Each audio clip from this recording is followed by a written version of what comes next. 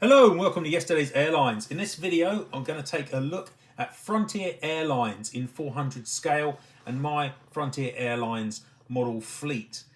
The first thing to say is this is Frontier Airlines that flew from 1950 to 1986, not the current Frontier Airlines which began afterwards in 1994.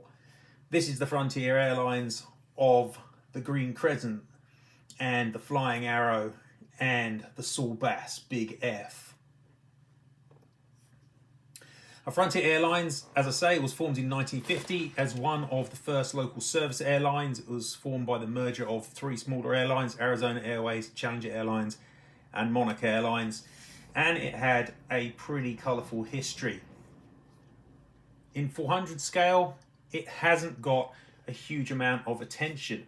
There have only been 8 models released in 400 scale for the Frontier Airlines of this era, and I own all of those. So we're going to take a look at those in this video.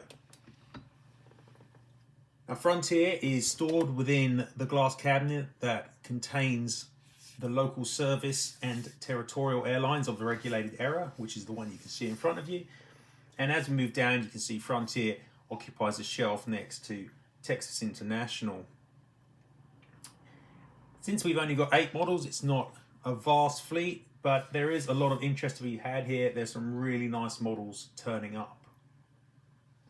It's worth saying, of course, that as with many of these early local service airlines, that there aren't really any models that represent the period from their formation up to around 1960-ish when they started acquiring prop jets.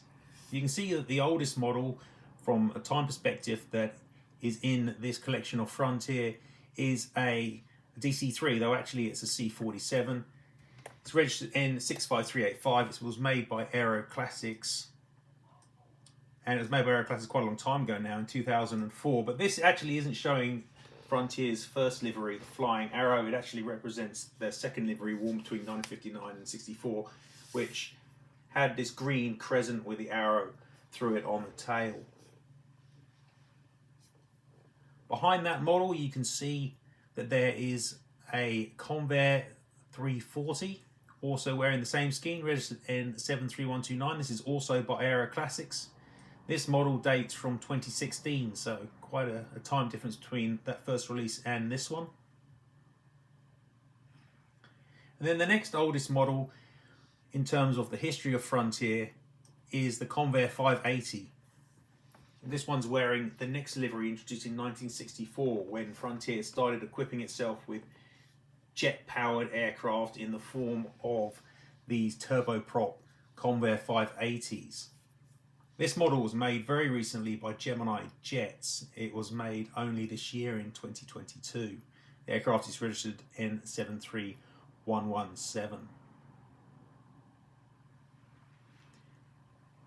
Frontier also started equipping itself with pure jets not long after the introduction of the 580s, and rather oddly, its earliest jets were actually Boeing 727s, really far too large for a local service airline.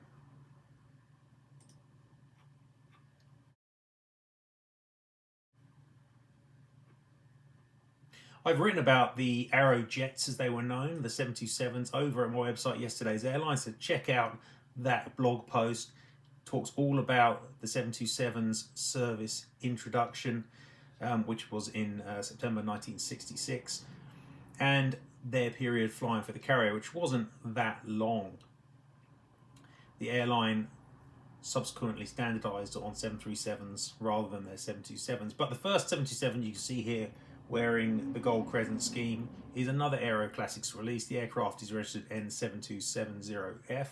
That aircraft is another quite old model released in 2005, so even before the, or just after the C-47. The other 727 you can see here in the fleet is a newer model. This one is also Aero Classics, N7277F. This is a Series 291, and that was released in 2020.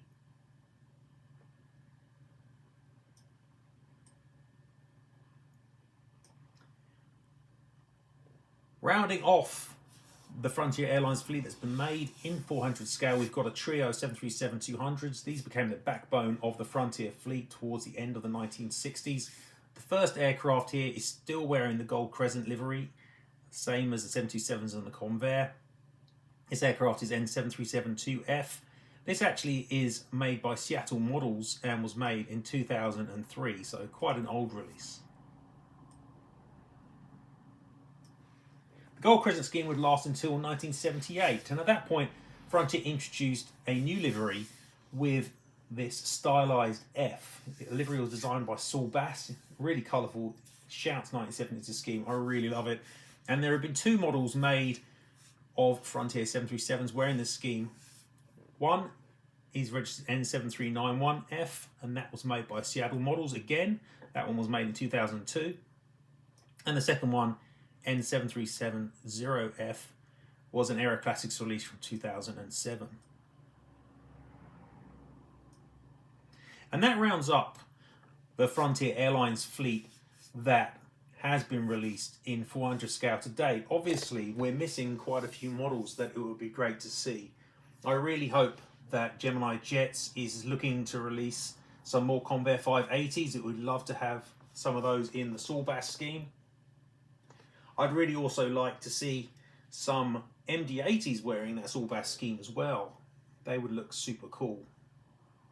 So there's still some models to be made to fill out the Frontier Airlines fleet in this scale, but it's been good to see that in the last few years there's been a couple of extra additions, and 8 isn't a dreadful outlay for Frontier.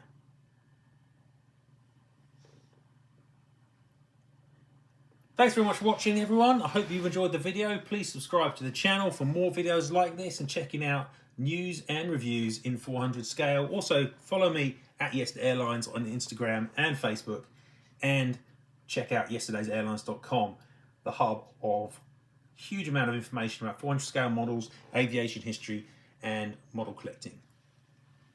That's it from me for now. See you later.